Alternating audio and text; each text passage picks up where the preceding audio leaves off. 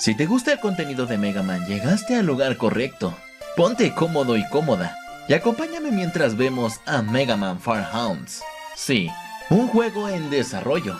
Interesante, porque a día de hoy contamos con una demo la cual salió el año pasado en la Stage 22, una convención anual en la que se demuestran en su gran mayoría fangames de Sonic, pero también hay una buena cantidad de fangames de Mega Man allí. Créeme que si un fangame de Mega Man está en dicha convención, es por algo, pues el requisito como tal es que den una demo jugable decente, que pueda mostrar al público el potencial que posee. Pero aterricemos en el objetivo de este video. Quiero manejar una serie nueva de formatos en el canal, pues ya de forma estándar yo me dedico a crear entrevistas para conocer más a profundidad no solo estos títulos en desarrollo o culminados, sino también para conocer más sobre sus creadores y sus dev teams. Pero las entrevistas las he traído al canal asumiendo que ya ustedes conocen el contenido de los mismos juegos, pero creo que no estaría nada mal manejar un formato más amplio e informativo, que te coloque en el mayor contexto posible del fangame para que no te sientas perdido cuando veas la entrevista de este mismo. Tómalo como un 2x1, que mira, si ya lo has jugado o ya tienes las nociones básicas del mismo, te puedes pasar por los sobacos este video e ir directamente por la entrevista. Pero si te gana el morbo de saber qué culoneadas diré aquí, quédate. Yo soy Leonard y estás en Pulsa Start. ¿Qué es Mega Man Fire Hounds? Nace de una intención fuerte por querer innovar. Cada uno de los escenarios que posee esta demo técnica de la Stage 2022 te lo deja en claro. La mecánica que más puedo resaltar es la zona de patinaje en el escenario de Static Man, pues a palabras de Demontropolis, creador del juego, esta idea se inspiró principalmente en Cityscape de Sonic Adventure 2, un nivel en el que comienzas en una tabla de snowboard de metal y navegas por un camino inclinado mientras saltas rampas para hacer trucos y acumular puntos. Entonces, en este juego se hizo algo similar para crear un desplazamiento automático más radicalmente diferente de lo que normalmente esperarías de un juego de Mega Man. ¿Qué tan accesible es? Bueno, empecemos por decir que es un fangame para computadoras. No se poseen especificaciones técnicas, pero corre en los sistemas operativos Windows, Mac y Linux. No es para nada exigente y lo corren bastante bien las PC de gama media-baja. Gameplay. El gameplay en sí es muy variado, tanto dependiendo de a quién utilices y cómo lo aproveches. Pues podemos elegir a Mega Man con su jugabilidad clásica pero pulida de una forma muy meticulosa y fluida, catalogado para los jugadores más veteranos y acostumbrados a las mecánicas del bombardero azul. A Bass podríamos catalogarlo para los jugadores que gustan de un gameplay más dinámico y frenético, que tengan que estarse moviendo constantemente y de forma rápida. Si bien es cierto que es bastante ágil y rápido, lo descompensa el hecho de que su Rapid Fire multidireccional es más débil en comparación de otros ataques, ni tampoco tiene doble salto, lo cual equilibra el hecho que sea tan rápido y que pueda dar saltos prolongados con la ayuda del dash.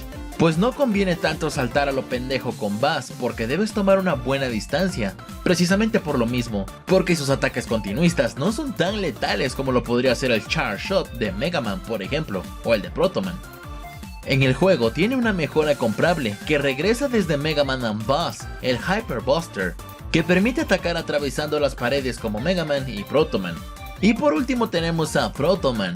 Con Proto Man no sabría decirte bien cuál era la intención, pero no es nada difícil de manejar. De hecho, es casi lo mismo que usar a Mega Man, pero con una diferencia que si la sabes aprovechar, te resultará ampliamente útil, pues además de que su Buster es bastante potente, su escudo devuelve los proyectiles que te lancen los enemigos, por lo que bien podríamos decir que tiene parry. También tiene Charge Shot con su Buster, y su mejora comprable le permite que los ataques reflejados hagan un 50% más de daño. Desde el inicio del juego, un Bust de cada uno está disponible, usando el botón de arma secundaria. El Treble Bust se mantiene igual que en Mega Man and Bass. Proto Man obtiene el Proto Jet y Proto Coil, mientras que Mega Man obtiene el Rush Coil. Tenemos entonces tres modalidades de juego para cada tipo de gustos y habilidades. Voy a aprovechar de meter aquí mismo las batallas contra los Robot Masters. Son muy buenas, desafiantes sí, pero se sienten frescos, al menos las primeras veces no me ha aburrido luchar contra ellos. Pero fijo te vas a llevar varias muertes antes de dominarlo bien. Y en cuanto a los enemigos que en un principio en la saga clásica eran indestructibles cuando empleaban sus escudos, pues el juego cuenta con una mecánica de aturdir a dichos enemigos que se cubren después de disparar ataques cargados. Estos se aturdirán por segundos y estarán vulnerables a todo ataque. Level Design. Bueno, creo que ya se habrán dado cuenta, ya sea porque lo jugaron o porque están viendo el gameplay de fondo, pero este juego es difícil. No, en serio, es bastante complicado. Los escenarios no son imposibles, pero solo con movimientos y saltos muy precisos puedes pasarlos.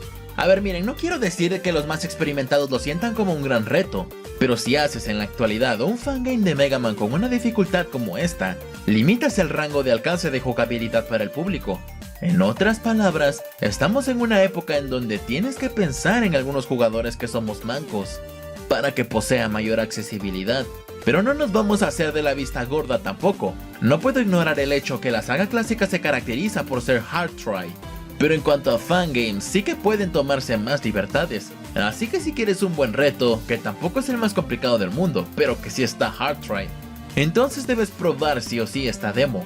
Así, si la terminas podrás estar listo para cuando salga la versión completa del mismo. Y esperemos que agreguen más adelante una moderación de dificultad para ampliar lo mejor posible su rango y que más personas lo puedan disfrutar. Lore.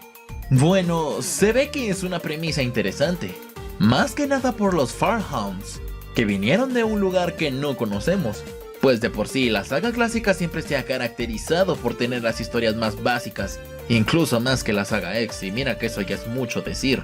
Por lo que usualmente en los fangames tendemos a ver historias más profundas e interesantes, con giros de guión mejor justificados, etc.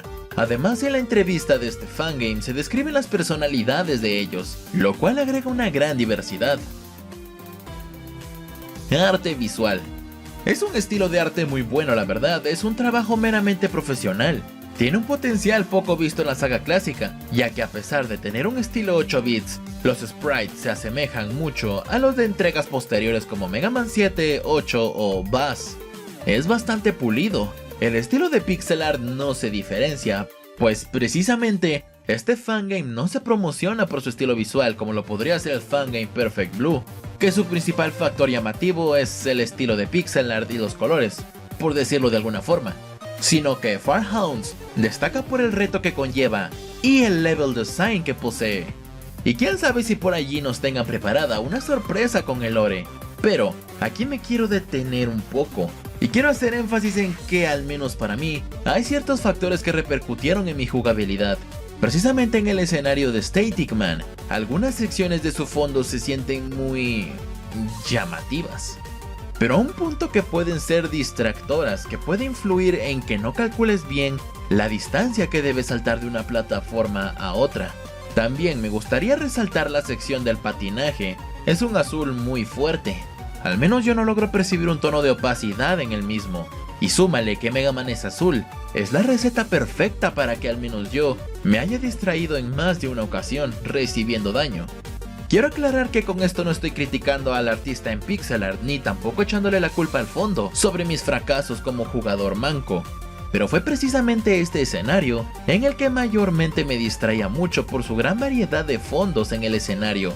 Y supongo que aquí hay de dos. La primera es que, al ser una demo, obviamente algunas cosas estarán sujetas a cambios, y puede que el fondo pase a ser más diferenciador con respecto a los colores que tenemos más enfrente.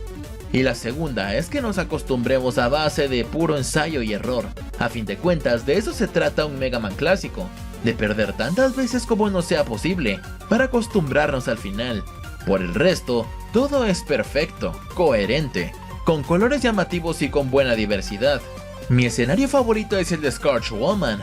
Mira nada más ese atardecer en el mar tan hermoso. Música. No me tomaré mucho tiempo hablando de este apartado. Tiene muy buena música y tiene tanto versión moderna como versión en 8 bits. Se pueden activar en opciones, incluso en medio de la partida, lo cual mira se agradece mucho. Créeme que jugarlo con el estilo moderno es algo muy inmersivo porque te da otra atmósfera. Te hace sentir que estás jugando un juego actual de esos con pixel art. Y cuando lo escuchas en 8 bits, te hace sentir como si este juego siempre hubiese existido y formado parte de la saga clásica allá por los años 90. Opinión final. Considero que Mega Man 4 Hounds es un fangame en desarrollo, con un enorme potencial y un gran trayecto de satisfacción y disfrute por delante. Claramente aún deben pulir más ciertas cosas, pero este fangame no tiene nada que envidiarle a los demás que ya están disponibles incluso. Pero considero también trascendental y muy importante que vayas advertido y advertida de que no será tarea sencilla jugar a 4 Hounds, pues tiene retos desafiantes, y varias de sus plataformas son delicadamente precisas, por lo que si estás en busca de un buen reto, adelante, pruébalo, no te decepcionará. Y agradezco a nuestro asesor técnico Blues por haberme apoyado con este análisis. Y bueno, con eso concluyo este pequeño video informativo analítico dando meramente mi opinión personal, y ya con él puedes y estás listo para ver la entrevista que le hemos realizado a Demontropolis, creador del fangame. Te lo dejo aquí. Nos vemos hasta la próxima. Que estén bien, familia. Leonard se despide. Chao.